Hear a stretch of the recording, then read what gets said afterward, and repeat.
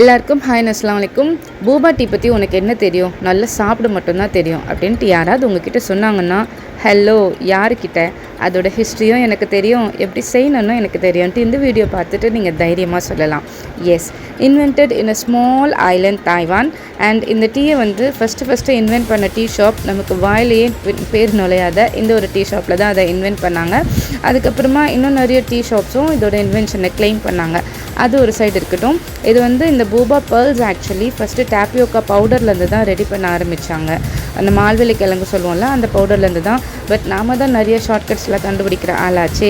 So ஒரு cup sabudana இருந்த ஜவ்வரிசி அதை வந்து நல்லா பவுட்ரு பண்ணி வச்சுக்கோங்க.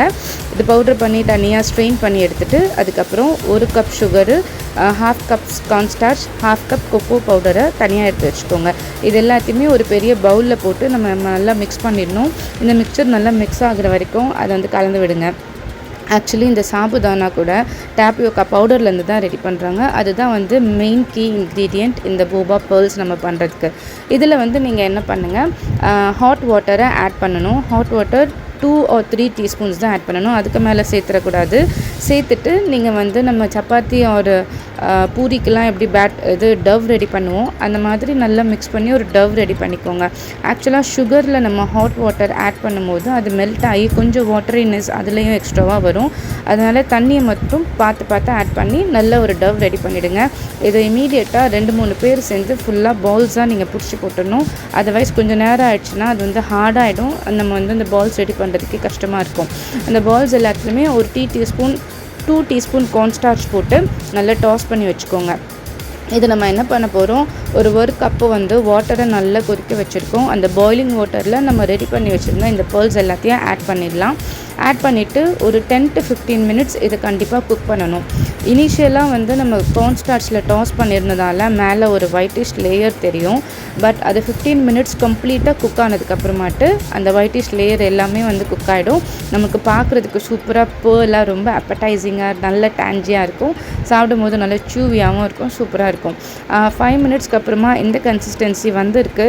ஒரு 10-15 மினிட்ஸ் இன்னும் நீங்கள் வந்து குக் பண்ணிங்கன்னா அது சூப்பராக வந்துடும். அதுதான் வந்து பர்ஃபெக்டான பூபா பேர்ல்ஸ்.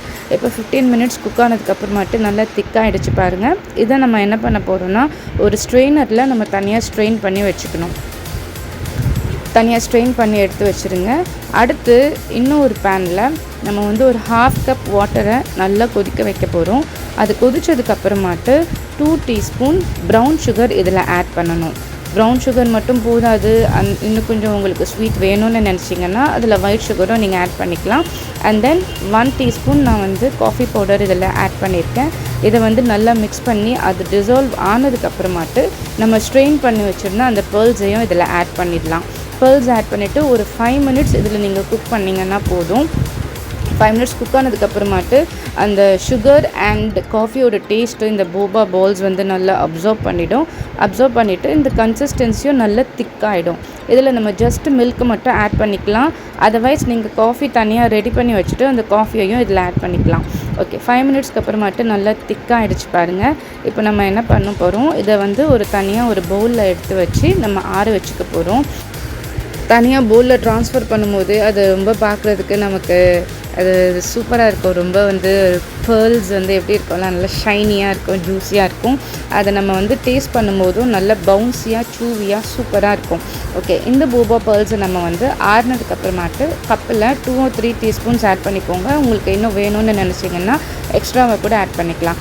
அதில் நான் இப்போதைக்கு எனக்கு வந்து மில்க் மட்டும்தான் நான் ஆட் பண்ணியிருக்கேன். பிகாஸ் பிகினிங்லேயே காஃபி பவுடர் ஆட் பண்ணிட்டதால் நான் இப்போ மில்க் மட்டும்தான் சேர்த்துருக்கேன். உங்களுக்கு வேணும்னா நீங்கள் வந்து காஃபியே தனியாக ரெடி பண்ணி வச்சுட்டு அந்த காஃபியை இதில் ஆட் பண்ணி குடிக்கலாம்.